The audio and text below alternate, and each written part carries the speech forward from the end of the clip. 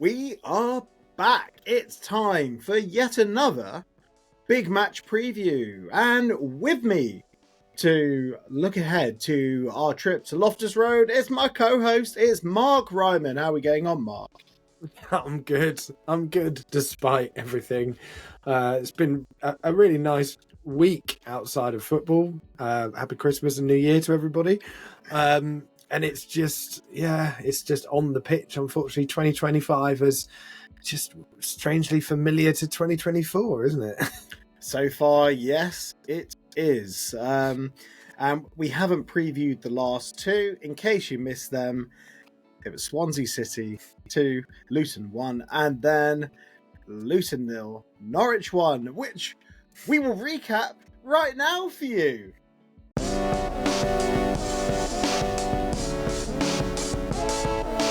Luton Town 0, Norwich 1. A game where Luton weren't that bad. The first half was kind of a non-event. Norwich got their noses in front with Nunez. He had that strike from 25 yards out, and to be honest, Norwich could have had another one. Luton, if the finishing had been more precise, like Chong hit the bar, Woodrow hit the post, chances were missed. What was your diagnosis? Yeah, we were better, definitely. We were probably the better side overall in a relatively poor game. I think, though, that there's so many, the bar has been set so low now that calling that a good performance just shows. I mean, if we were to take, say, Norwich at home last time we were in the Championship compared to this, I know we won that game, of course, but the difference in the levels of our intensity, the precision of our passing, the positional play of our players, all of those things, the proactiveness of our manager, who was the same person, well, apparently, all of those things are just chalk and cheese. Two takeaways for me were the formation again. I feel like it's almost pointless banging the same drum. I just want to say that lineup was brilliant, perfect lineup for a 4-3-3, and it's almost at this point that it's just like it's belligerence beyond belief to put them in a 5-3-2. You've literally got players suited for a 4-3-3, and you've refused to do it, and then of course waiting until the 84th minute for substitutions. The scenes at the end weren't pretty, but I think probably they've been a long time coming. A few last gasp wins here and there have prevented it being that toxic a lot sooner than it was on New Year's Day. So yeah, that's my feeling about the game. Just flat about the whole situation, really, I guess, as everybody is. Well, there are two away trips now before we next play at home. I think it's Preston next at home. So there's a bit of time for like the toxicity to kind of dissipate. Or at least, like, I'm sure Gary Sweet will be hoping that. The scenes at the end, and I think Phil will talk about it a little bit later with his opposition view preamble. They weren't pretty. They weren't. I walked over to have a look, and also I went to say hi to Rog Wash because he sits in the director's box. So I was just saying hi to him and seeing what was happening. And fans at the back were on the way out. That they were saying, "Sort it out, get him out," whatever. Although Rob Edwards just isn't going anywhere, and Gary Sweet was just there, kind of inciting it, enjoying it, reveling in it. It wasn't good. Scenes that we haven't seen for a long time. And to be honest, it was more interesting than the rest of the game, to be honest. But you mentioned about the subs, pathetic. And you mentioned the previous Norwich game where we needed a goal. We're down to 10 men. What does Rob do? He made a very proactive change in taking off a midfielder, bringing on a striker, and then Woodrow scored that goal. It's like it's not the same manager anymore. Yeah, completely different. And you can blame confidence, you can blame injuries, you can blame season in the Premier League, all you want. But if you're not able to see that things needed changing 15 minutes prior to that, rather than just throwing 4 players on and let formation be damned, I mean, it is absolutely for me. It feels as if no one cares enough. No one cares enough about getting 3 points as they should do. Nobody does, from the board to the manager to the players. Nobody cares enough about getting the results. And I think as fans, I won't speak for anybody else, but for me, I've never felt as detached from the club as a club, be from the communication from the board or the kind of condescending remarks from Rob Edwards post match about all we want is a win, etc. Which if he couldn't work out what we were interested in after a whole season of clapping them off in the Premier League, I don't know what's wrong with him. But I've never felt as attached since 2020 came in 2009 rather.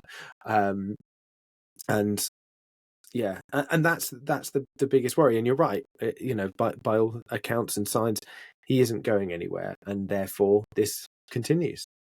Things have changed. Yeah, and I think it was Mark the Hatter said on the phone in. It appears Gary Sweet holds the fans with disdain, and a lot's changed. Like since everyone was in the town square, Gary Sweet said, "I love this club. We have the best fans in the world," and it's changed. A season in the Premier League, and it has changed. Gone are the days of seeing the board, like Wilco and Gary, in a pub on an away day. Don't think that happens anymore. Like I can't do away days, but I've been told they're not there. It's all changed. It's quite unrecognisable to the team that went up in the 22-23 season. And I would say in terms of communication, if there's if they're stretched for cash because a lot of money's been ring fenced for the new stadium, just communicate that with the fans in the program notes instead of the constant passive aggressive program notes. Like it was Wilco's turn this time, and saying that there were authors and critics and just compared to his program notes like 3 games ago where he hit us with the "I've been a Luton fan for a long time, you ain't seen nothing yet." Like my dad's been a Luton fan for as long as Wilco has. He's seen us go top to bottom 3 times. I've seen it twice. How many times do you have to see Luton go top to bottom to be entitled to an opinion? And it seems that the fan base are kind of united. Even external observers are like, what is he still doing here? They're shocked. The only reason he's still here, in my opinion, and will be here for the season, is because the payoff is far too huge. And I don't think I think the club are going to back him in the window. I don't think that's going to help, because the basic reason for why Luton Town are so bad this year is purely tactical. Like, if the players don't understand what you're doing, just go back to basics and start from scratch. And like on paper, and there's a lot of gaslighting from fans talking to each other on social media saying, "Oh, the squad's not good enough." The squad is good enough. That is a top half squad minimum, at least. I would say that is a playoff squad. It is. And you'd be right. Yes, there have been injuries. But that squad is good enough and should not be, what, we 20th? Probably, we could be in the relegation zone before we kick a ball against QPR. I'm like Rob, I'm refusing to look at the table. But yeah, you're exactly right. I said it in the phone in. It feels like Stockholm syndrome. I feel like, Rob as our captor has eventually convinced us to appreciate, to try and say that, that nonsense about, these are good performances, these are not losing performances. We were better against Norwich. We were better than Norwich against Norwich. But how many times have we been awful and has somehow fluked a win. You cannot tell me that the loss against Swansea or the loss against Bristol City or the loss away from home against Blackburn or even the win against Derby was a good performance, because it wasn't. Who's he trying to convince? And it's gone beyond it. It's so condescending, and it is come from the board as well. You said about money. I think it's two things. I don't think it's. I don't know whether it's just money or whether it's also the "we are not Watford" shtick, if you like. He's been here for 102 games, 100%. And interestingly, he has the. I said it in my post match. He has the third fewest goals scored in his in these 102 games. He has the lowest win rate in those 102 games out of every Luton manager in the history since 1885. Yeah, but I still think there's some of that in there.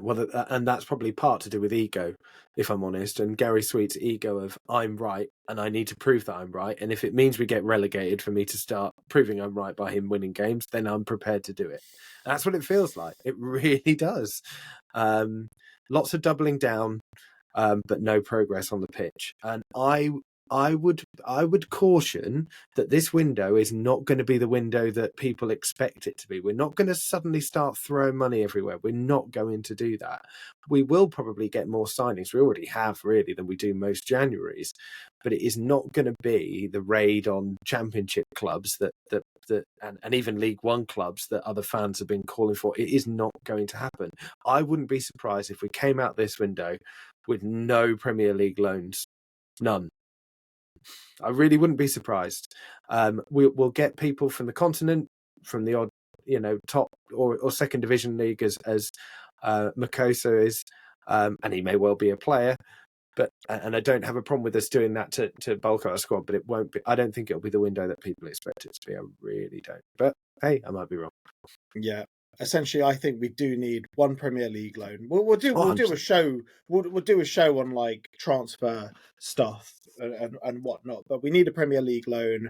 We need some talent from League One, which you're saying we won't get. And I think because of this new guy in to help Mick Harford, who was working at Den Bosch, I believe it's going to be a case of Belgium, Netherlands. Probably second tier, because he'll know there are some gems there that we don't need to register. Although it's likely it's going to be a case of bring them in, loan them back, like with Fanny. But at least we got Fanny in now, and we have, and we got Christ Makoso, not Christ, as fans have been seeing it. But it'll be an interesting one. And look, from that Norwich, going back to the Norwich game. It's amazing how a reputation has completely been torn down now. Yeah. And it's just souring by the day. Yeah, it is. And that souring is going to go further and further upstairs to the board the longer this goes on for. It will do. Right, but enough of talking about Norwich, and we'll look at the transfer window at another time. Yeah. Now it's time for the team news to see who will be turning up against QPR.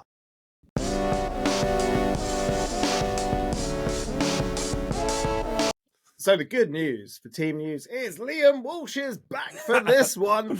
Hooray! For how long? 30 seconds, 40 seconds? Exactly. We should have like a little pool going to see how long he's going to last. Be interesting if he starts.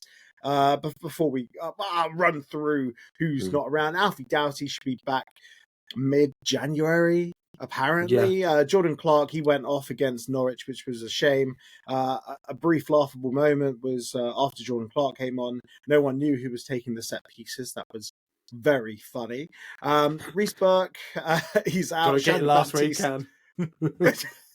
You really do. Baptista's out, Mengi out, long-term injury, and Lockyer, no idea when he's going to return. I guess we'll hear from Rob Edwards at some point. Interestingly, the last press conference that Rob did was actually behind closed doors. They said it was because the journos weren't available, but I think it was to get him out the firing line, really, because the pressure was mounting, and they didn't want the tricky questions. They just did it in-house instead. So yeah. Well, fair play to Simon Oxley, though, on his questions after the game. I know we're moving on team news, but fair play to him for that. I mean, there is some positive stuff for team news. Like you said, there's a few players back. Kirshioka's been on the bench the last couple of games, I think, as well. So it gives us some options. Reece Burke and Mads Anderson are in the Bermuda Triangle of our physio room. Nobody knows today. Anderson was on the bench. Was he on the bench? I apologise. I just assume he's injured now. Obviously, you would have missed him. Like everyone missed him. But Reece Burke, I mean, he sort of went off with something innocuous, and he was going to be back in a matter of weeks, and now it's long term, according to Edwards. But it's I'd say it's more chronic than long term. Yeah, of course, yeah. I mean, obviously, he continues to be a miss. Well, he's going to fall off at some point if he keeps doing this. But yeah, I think. I think that there are at least some options. Doughty sounds like he's quite close. Whether that, as he said, I don't think he won't be ready for QPR. Doesn't sound like, but he might be back for after the FA Cup game against Forest. I doubt we'd try and risk him there, but who knows? As you say, Liam Walsh is back, and to be fair, now Clark's injured. And Baptiste is injured. That whole we're only got injuries in defence. It's slowly moving up to midfield. We just need a few strikers to get injured as well, and then we've got the full trifecta. But and actually talking of strikers, Brown coming on is positive, so he looks like he's an option as well. So yeah, I mean it's going to be a 5-3-2 or a 3-4-3. So there's no point in talking about formations. But at least we've got some options there. I don't see either of the new ones coming straight in. Maybe Fanny gets on the bench, but bit of Fanny on the bench. Exactly. So yeah, we'll do the puns after he's come on and played, because there's plenty. But yeah, so I think maybe there's a bench for him. But as you said, I don't know whether we're still waiting for international clearance for both of the new guys. Options. I'm not sure how much he mixes it up. Nakamba's forever not quite fit, so I can't see him starting. Pelly, despite having, I think, a really good game and not a bad few minutes, has again just disappeared into the wilderness, so I can't imagine him starting either. So yeah, we'll see, I guess. But yes, 5-3-2 or a 3-4-3. Yeah, there's no point in speculating on formation. Nope. It should be a 4-3-3. The squad is made for a 4-3-3. Joe Johnson also returns from his 1-game suspension. I thought he was having a great game against Swansea until he was until that second yellow. I'd say flat back 4. Play Johnson, play Ruel Walters, and that is what you need, and just tell them be conservative, stick back 4. But signing all these defenders that play in a back 3, so it's not going to happen. Never mind. Let's shall we look to the past now? Go on then. Some happier days. Ooh, is there though? Okay, well we'll pick one or two out. It's time for previous encounters.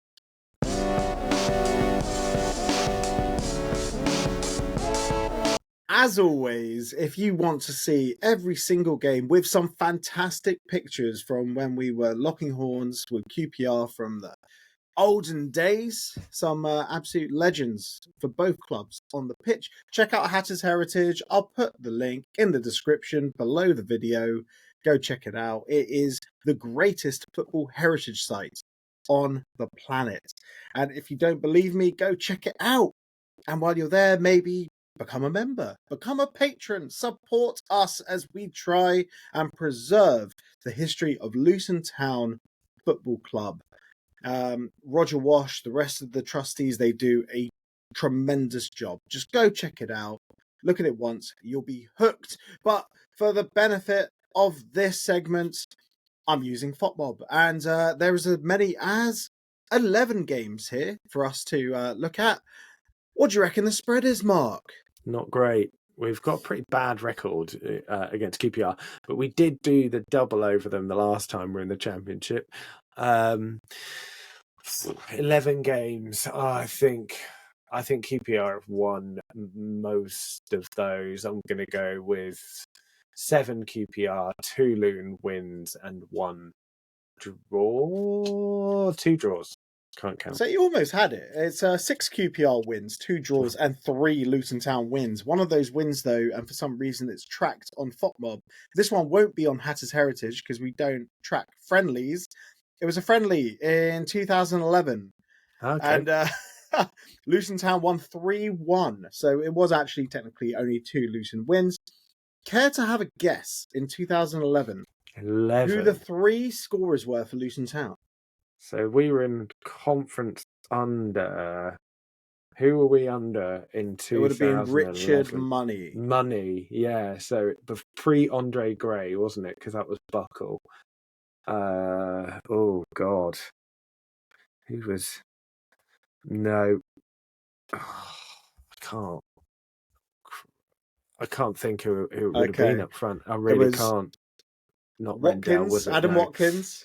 Amari Morgan-Smith. Amari Morgan-Smith. And Matthew Barnes-Homer. Oh, yes, the 2 double barrels. Yeah, of course, Matthew Barnes-Homer. How could I forget? How could I forget him? Yeah. God. Right. Any of these games stick out for you?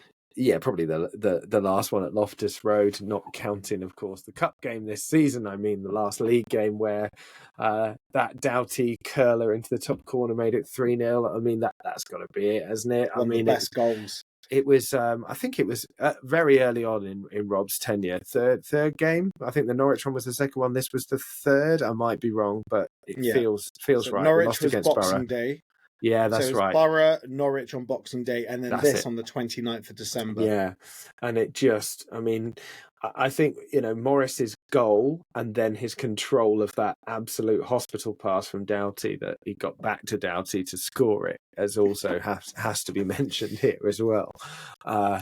Yeah, what an amazing feeling. And as previously mentioned, such a terrible record at Loftus Road. So that was really nice. And to have done the double over them, yeah, that was especially considering the season before, I think, was their 2-1 win at Kenilworth Road where Jimmy Dunn celebrated in front of the home end, in front of F Block. And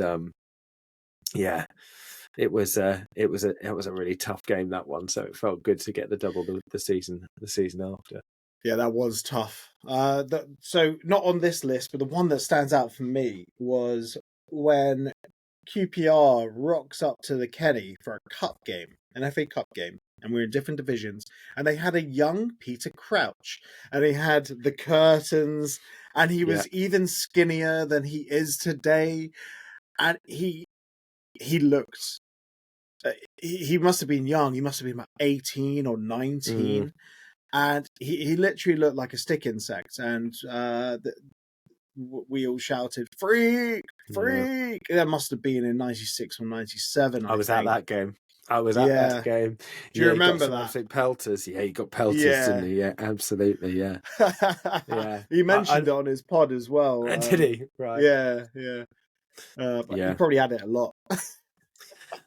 I imagine it wasn't the first or the last time, but I bet it wasn't from fans as close to him as you get at the Kenny. Right on top of you, as a young kid as well. But that's tough. From listening to him, he has quite a thick skin. Yeah, he's done all right. He's had a good career. I think he's done all right for himself since then. I don't think he needs to worry too much. Yeah, and he came back a decade later with Liverpool as well in that sensational cup game, the 5-3. The 5-3. Yeah. Oh, but not always. Yeah, Loftus Road hasn't been a happy hunting ground. I also remember, I think it was a cup win in the FA Cup there, and Warren Feeney scored a rare goal where the ball just cannoned in off his face as well. I remember that was the only way he was going to score. Yeah. It wasn't prolific, was he? Bless him. No, he wasn't. He's a decent manager, I've heard, but. Right, let's get some thoughts from the opposition. So we'll kick this over to Phil. He's meeting with Conor from Hoopsa YouTube. So take it away, Phil. Thank you, Ollie. Thank you, Mark. Lovely to hear from you guys, as bleak as it has been. As for the game coming up, I've got Conor, and you can see him on YouTube. I'll get him to explain exactly where. He'll be coming at me with a lot of confidence, a lot of happiness after they turned over Watford 3-1 at Loftus Road yesterday lunchtime. So that was the only nugget of joy I had yesterday. Yeah, I'm looking forward to talking to him. As for how things went from my own personal standpoint for Luton, I thought that it wasn't particularly brilliant. I thought that it was better, but that's like say later on in the context of us actually not being very good for quite some time now.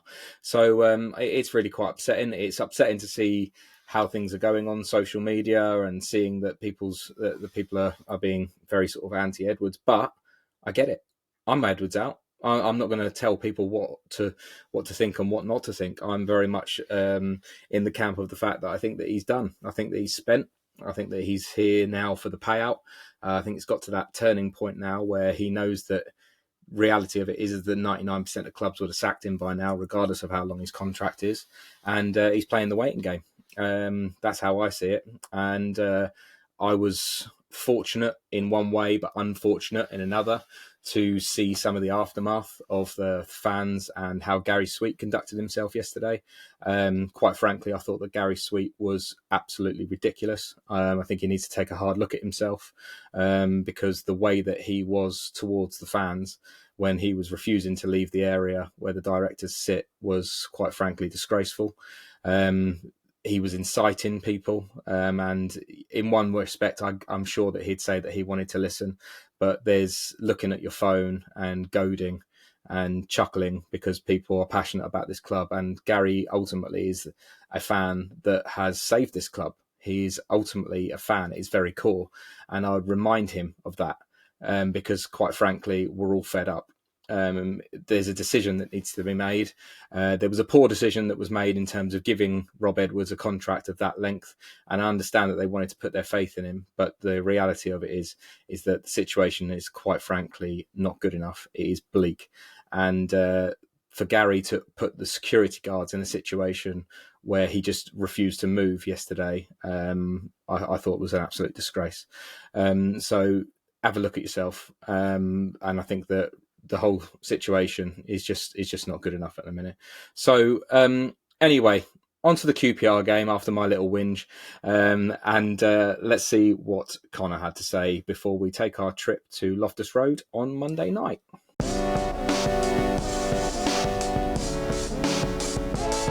So everyone, as promised, I've got Conor here. So first and foremost, Conor, I'm just going to ask you to do a bit of free advertising. Where can people follow and watch you, mate? Yeah, thank you, Phil. So it's Hoopsa on YouTube, Spotify, and Apple. So it's in video form on YouTube and as a podcast on Spotify and Apple. Lovely stuff. No, I'm very pleased to have you on here, mate. And for those of you that want to listen to about my thoughts on Luton, check Conor and Hoopsa out, because I had a bit of a whinge a very short while ago about how things are for Luton before the match preview on his side. So, but I want to start off with some positives, Conor, because from my perspective, it's a bit difficult at the minute. But from your perspective, you gave me a small nugget of joy yesterday, and you overturned Watford with a really, really convincing win. You must be feeling pretty happy after that. Yeah, absolutely. I mean, it was an excellent way to start 2025. Not beating Watford in a little while, so it was nice to get a really good result against them. And as you said, it was a really convincing performance, actually. We were very dominant, created a lot of chances.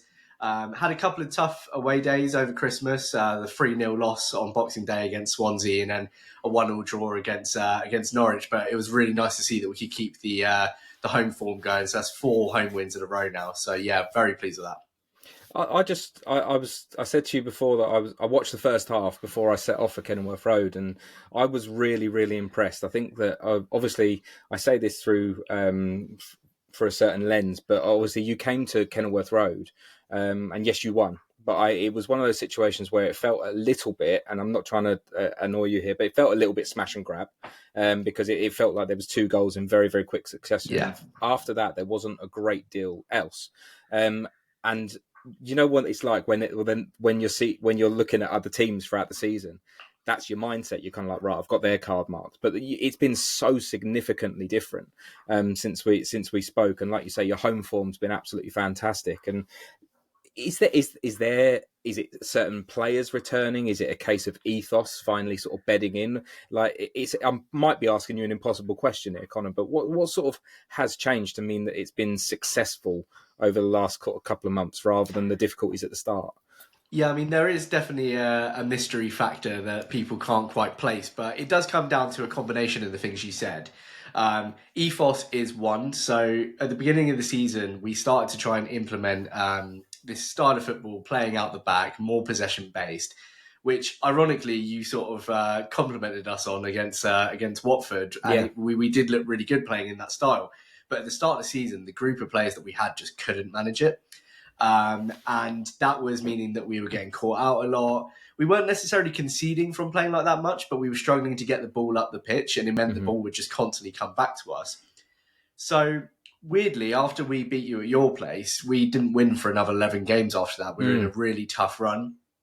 But over the last 10 games, it's now one loss in the past 10. And it's sort of come back to the same approach that Martí Cifuentes implemented when he came in this time, well, a few months ago, but this time last year, October 2023.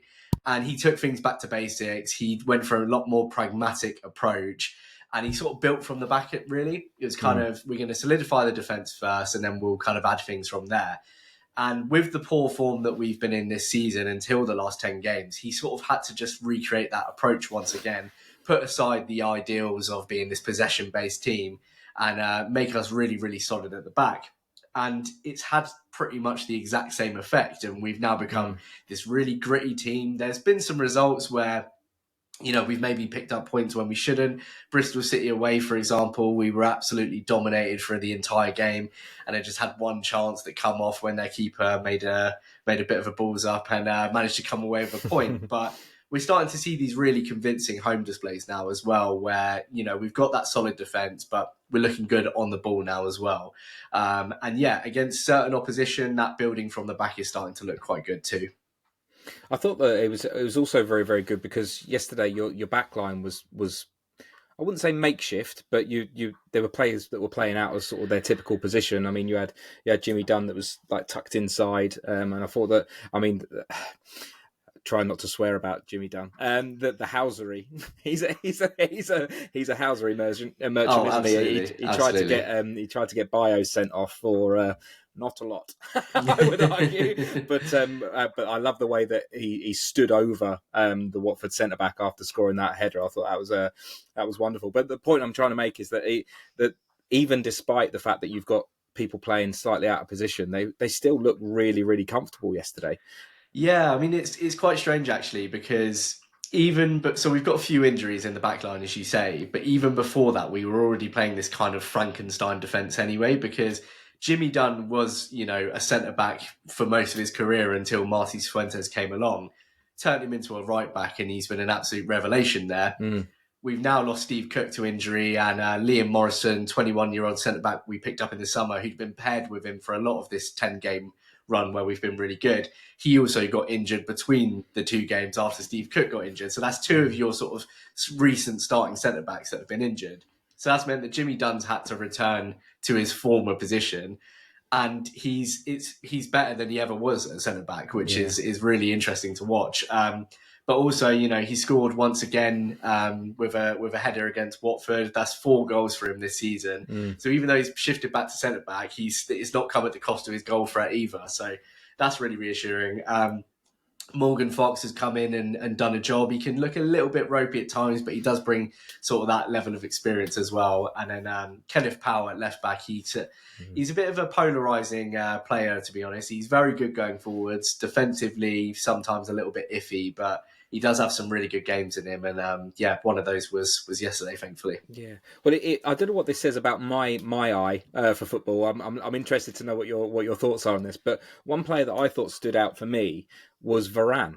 I thought that he was absolutely exceptional when I saw him yesterday. Like I say, he turns, he glides through spaces, he covers that back four as well. And I looked him up before coming online with you, and I just thought, I need to know where this guy's from. Is he like a lone player from a Premier League side? Have you got him from somewhere else? And I just thought he was brilliant yesterday. I don't know whether that translates to the QPR fandom or not, but as a neutral, I was watching it yesterday and thinking, God, this guy's a proper player. Yeah, no, he really is, and definitely is starting to excite the fan base. We were saying earlier about what was not working at the start of the season. We brought in 9 players in the summer, and a lot of them, including Varane, just didn't hit the ground running. That was partially because we had a lot of injuries at the start of the season, which meant that sort of your more senior players that you would hope to sort of help bed in those new signings weren't there to help them do so. Varane looked really out of his depth at the beginning. He was struggling for fitness a little bit. I think the sort of, heavy fixture list that you get in the Championship was a bit much for him. But he got sent off in one game early in the season, and he come back a totally different player after being kept out of the side for a few games. And now he's just turning into a little bit of a monster. He's so dominant in midfield, absolutely crunches into tackles. But he's got a really good passing range on him as well. I was looking at the game yesterday. He had 97% passing accuracy, which was the highest of any player on the pitch. So, I think you definitely do have an eye for a player for picking him out. I personally, it's very, very early days. But to me, I look at how he is. He's very, very young in his early 20s. And for me, that's going to be probably one of our next sort of big money sales, I should think. Yeah, I thought, like I say, I thought it was brilliant, and maybe it's just through jealousy because we don't have a centre midfield of that quality at the moment. So we'll go with that, Conor. But my last question to you, Conor, is just going to be about how you think the game's going to go. Obviously, in terms of Luton's away form, we're dreadful away from home. Being really honest with you, we're on a streak of 9 losses in a row. You've just said to me that you're 4 home wins in a row, and going to QPR is never easy. We had one game where Alfie Doughty scored a great goal against you, but other than that, we don't have a great deal of success against you guys. So how do you think the game's going to go? And also, could you give me your prediction as well for our Sluga 6 Predictor League? Yes, absolutely. So in terms of how I think the game's going to go, so normally when I would hear a team with such a poor away record coming to Loftus Road, especially with us being in such good home form, that would be alarm bells for me, because I would think, well, we're going to end that run for you.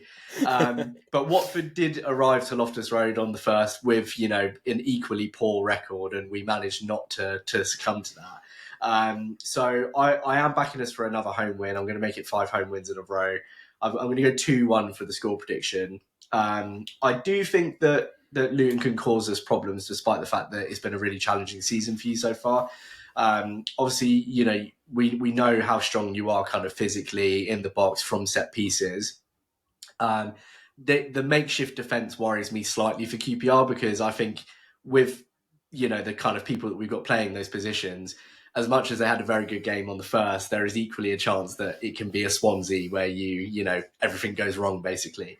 I don't think that will quite happen, but I do think you'll be able to cause us a lot of problems in there, and it's going to be a real test of our defence. But I think, we're getting more and more confidence, especially in that midfield with the passing. And I think if we can really focus on that, then hopefully it'll be another win. That's absolutely fair. I love the reasoning as well. I personally think that there'll be a red card on this in this game as well, just because of the things I said about Jimmy Dunn. But also, I think that I've got the likes of when you think about how physical likes of Carlton Morris is. I think that could be a real fireworks show, that one between the two of them. So I'm looking forward to seeing the game. And like I say, fingers crossed, it'll be a good one. But Conor, thank you so much for giving me your time, and really appreciate it. And best of luck with the season moving forward. Thank you, mate. Thank you for having me. So there you go, guys. That was Conor. You can follow him on YouTube at Hootser. He loves QPR. Loved speaking to him offline as well. Rightly so. He's very, very confident about the fact that QPR are going to continue their good run at home, especially in the context of how poor Luton's run of form is at the moment. I think from my own point of view, it's a tough time at the minute. I've spoken on various different podcasts before about our shortfalls, and the home form has always been something that's been something to cling on to. It wasn't awful against Norwich. It really wasn't awful, but it ultimately culminated in no points, and it was not awful in the context of us actually being awful at other times. So it's tough, and I'm really hopeful that we do turn a corner. I'd love for Rob Edwards to turn a corner and by some miracle change things up, but I just cannot see it. I think that the situation and the sourness in the ground yesterday was completely vindicated. I think if you look at the 2024 form table, and yes, we were in the best league in the world in terms of the quality of it for half of the year, but Luton are way down the bottom of 92 when it comes to form, and it can't continue. We've got a ground that I want to look forward to going into that new ground, and I think that Kenilworth Road deserves a great send-off. At the minute, the sour tone and the negativity around the place is killing off those games that are ticking down game by game by game. We've probably only got 55 to 60 games left at Kenilworth Road, and that might seem like a big number, but the old girl deserves better than what we're seeing at the minute. We're not just losing, we're losing without playing particularly well. We're clinging to the hope that performances like that against Norwich yesterday were good enough, and simply it's not. So I'm going to sign off and leave the negativity for Mark and for Ollie, and take care, guys. Happy New Year. Thanks, Phil. Really appreciate it, mate. So, Ryman, who's giving you the sleepless nights from this QPR team? I mean, I don't think he played, did he, in the reverse, but Ilias Chair's always been a problem for us. And yeah, he's just good. If he turns up. Off the pitch, not great, but yeah, on the pitch, pretty good. And of course, you know, Frey got his goal against us in the league game, just strong, quick, up front. Has scored a fair few now as well. Yeah, I think those two going forwards in particular are going to cause us massive problems. And as is well known, Jimmy Dunn hates us and can score at one end and keep him out the other as well. He can also score for us, as of course he did in the home leg too. That would be nice. If he wants to put another one in his own net, that would be nice. But yeah, Frey and Chair for me are going to be the big ones to look out for. Jimmy Dunn already has 4 goals this season. That's mad. It is mad, yeah. That is mad for a centre-back. Ilias Chair, I find if the game's not going to his liking, he kind of disappears. But one player that won't be shirking his responsibilities in the game is Paul Smythe. What a player he is. I saw a lot of him at Leyton Orient because I have a mate who's an O's fan, so I've seen him play. Tremendous player. He was at QPR, then he moved to Orient, and then his contract ran out at Orient. QPR snapped him back up. At first, it looks a bit of a weird one. He was too lightweight for the Championship, but he's stepped up. He's a very good dribbler, and he has a fair bit of pace. So, you know, one thing our back line doesn't like, it's pace. And he'll be up against whoever is playing left back. So, yikes, right? Or right back. He can play. He goes both ways. So, and he has a long shot as well. And one thing Luton Town don't like are people taking shots from the edge of the box. And pace, and cutbacks, and crosses. And travelling anywhere for a football game.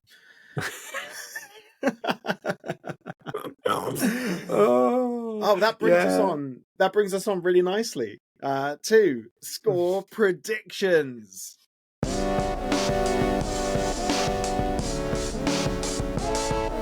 Go on, man. Oh, okay, sorry. 3-0 QPR. They've been excellent at home, convincing win against Watford. Could have been more. I think Watford made it 2-1 and they immediately went up the other end, scored and made it 3-1. 3-0. Luton don't look like getting in the opposition half away from home, whatever Rob Edwards says, let alone scoring. We got a gift from Swansea. I can't see that happening here. Loftus Road's an unhappy hunting ground for us anyway. Yeah, I can't see anything changing, as I've said countless times in other previews for away games. Yeah, 3-0. Yeah, so QPR, their home form hasn't been the best, just like the away form hasn't been the best. That's why they're low down the table. But for home form, they're 21st in the table. 4 wins, 5 draws, 4 losses. Their last 5, only 1 loss at home in their last 5. I've gone for a 1-0 QPR win as well. I want to be positive. I do. But I can't for this. I backed a win against Bristol City, I think, or maybe a draw. No. I think I backed a win against Blackburn and then a draw against Bristol City. But That sounds about right. we don't travel well. We don't. And this could be our 10th consecutive loss away from home. The record, the Luton Town record for consecutive away losses is 13. Which we could match that. 13 in all competitions. And the 13th game would be Watford. Can you imagine if Watford make that record for us? I'm trying to pretend that game isn't happening at the moment. Yeah, I'll be perfectly honest. I dread to think. I mean, we were in good form and went there and got turned over the last time we were in the Championship. I dread to think what will happen if we're in this kind of form going to Vicarage Road. I really do. But yeah, that's for another preview, thankfully. Yeah. It's a while away yet, I believe. February, I think. Right, but yeah, I've gone 1-0 QPR. I think we'll just tighten up at the back. It's looked a bit better at home, at least. Bristol City, we didn't let them create too much. Swansea, they could have won 4-1, but they didn't. It depends how shot happy QPR are from the edge of the box. I don't think they will be too shot happy. And to be honest, after the reception that players got post Norwich, I don't want to say the pressure's off, but there's a fire lit under the players now because they saw how the crowd can turn. So time for a performance, essentially. Yeah. Yeah. Yeah. It's hope, but certainly not expectation. Fair play to everyone going down there on a Monday night to Loftus Road. £38 a ticket. 38 quid a ticket with our current record. So fair play to every single person going. And you have every right to react however you want after the game, bar personal insults. I don't like that. I don't like shouting and swearing at people and calling them every name under the sun, but you certainly have every right to voice your opinion, whatever others might say, especially if you're paying that much money and going, like I say, on a work night. But yeah, fingers crossed it's better than both of us predict, but yeah, need to see some evidence. Outlook unlikely, but hey, it might snow.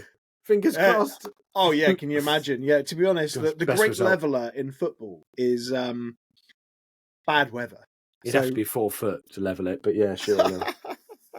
Well, Paul Smythe and Ilias Chair would be under, wouldn't they? Frey and Adebayo. And that's Liam it. Walsh. And he'd still get sent off. Right, but that's us done for this week. As always, make sure if you're watching this and you're not subscribed to our channel because there's loads of Luton content. There's even Championship content.